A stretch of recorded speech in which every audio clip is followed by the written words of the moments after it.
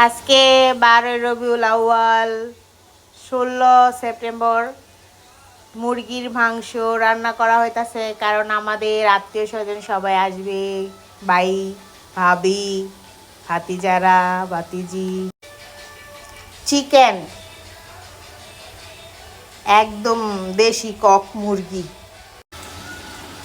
হলুদ মরিচ ফাঁকি, আদা রসুন সব কিছু দেওয়া হয়েছে। এখন গরম মশলা দেওয়া হবে, তেজপাতা, লং, এলাচ দেওয়া হলো।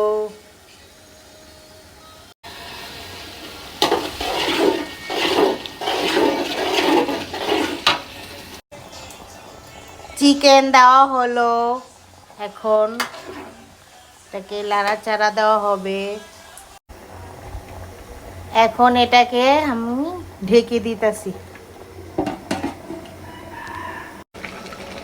মুরগির মাংস কষানো হইতেছে।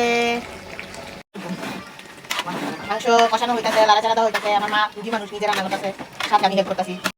কষানো হয়ে গেছে, এখন আমরা মাংসতে ঝোল দিব, মানে পানি দিব।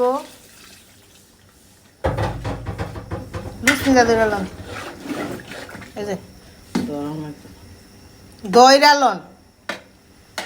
এখন এটা ভালো করে হইলে পরে ওকে, এখন এটা ভালো করে হইবে, হইলে পরে শেষ। তরকারি মোটামুটি বলক এসে গেছে।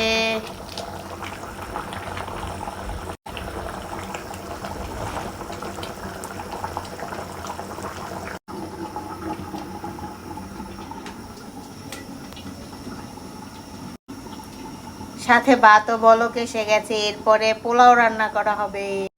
এই যে আমাদের পোলাও রাইস রান্না করতেছে আমার ছোট রিয়ামণি আপু, হাসি আপু।